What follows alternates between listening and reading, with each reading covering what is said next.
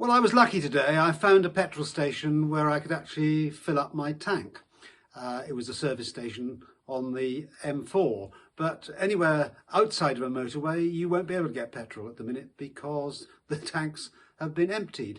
Now, nobody expected that Brexit was going to be a cakewalk every single day. Big changes in our country were going to take place, and it would take time for all the teething problems to work through. But you would think that the government of this country, which is supposedly committed to making a success of post-Brexit Britain, would have had some plan in place for distributing vital supplies like petrol around the country, and that some kind of shortage of HGV drivers might be anticipated, given that we've had hundreds of thousands of people who are EU citizens working in this country, driving down wages in the last few years, and making jobs like HGV driving unattractive for lots of British workers. So you'd think that the government would prepare for the kind of situation that we're in today. But absolutely nothing was done. The result is that we're all in danger of seeing the country coming to a standstill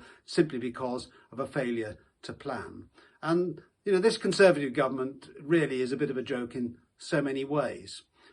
We see this in the illegal immigrants who are landing on our shores every single day, welcomed ashore by British authorities in spite of the fact that they know they've got no right to come to this country. This is a government which is not committed actually to the interests of the British people, and which has been responsible for so many fiascos during the COVID crisis as well. It's a government that doesn't know what it's doing.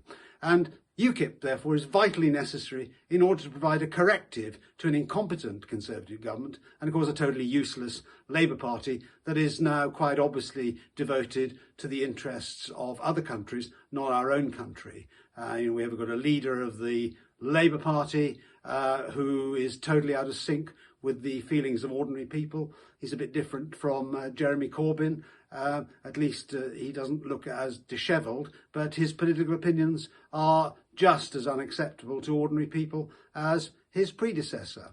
So UKIP is going to provide a corrective, not just to the Conservative government, but also the Labour Party, which should be doing the job that is needed of being the opposition to an incompetent government, but is totally failing. So come and join UKIP, support us, let's help change the world, just as we changed Britain in the referendum.